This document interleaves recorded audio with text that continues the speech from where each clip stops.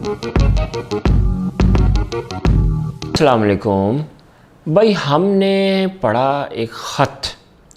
वो ख़त लिखा था किसने? एक मोबाइल टावर ने। किसको? एक मोबाइल फ़ोन को।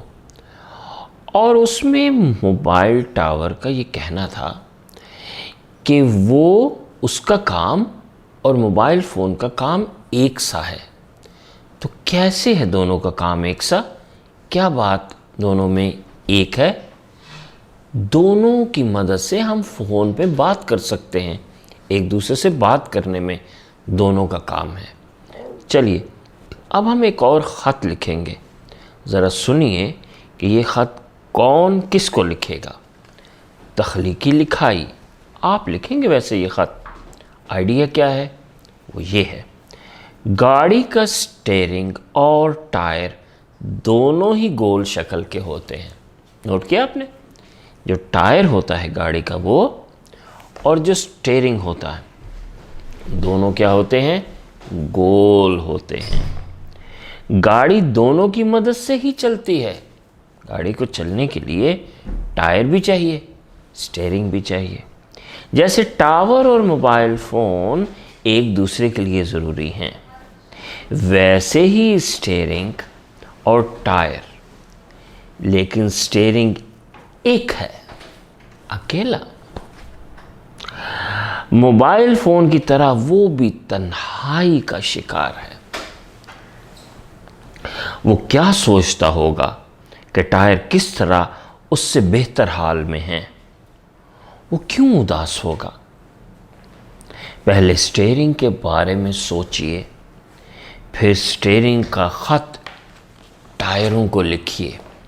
तो जो स्टीयरिंग है वो गाड़ी के अंदर है और एक अकेला है। तो गाड़ी के अंदर उसको बहुत ज़्यादा गर्मी सर्दी तो नहीं लगती, और वो रोड के ऊपर गर्म भी नहीं होता, रोड के ऊपर भी नहीं चलता।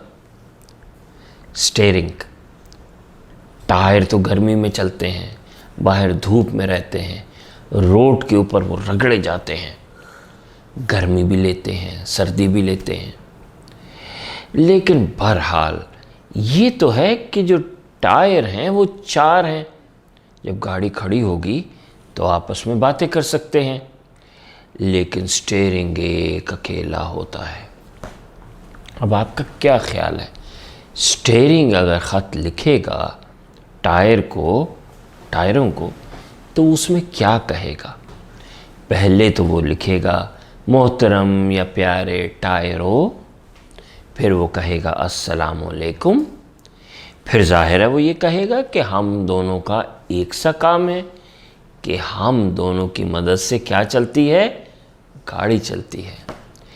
और फिर वो फ़र्क बताएगा कि मेरा फ़ायदा ये है कि लेकिन मेरा नुकसान ये है कि मैं अकेला हूँ। आप लोगों का क्या फ़ायदा है, आप लोगों का क्या नुकसान है? ये आप जमा करें सारे पॉइंट और फिर इसके मुताबिक एक ख़त लिखें। अल्लाह हाफ़िज़।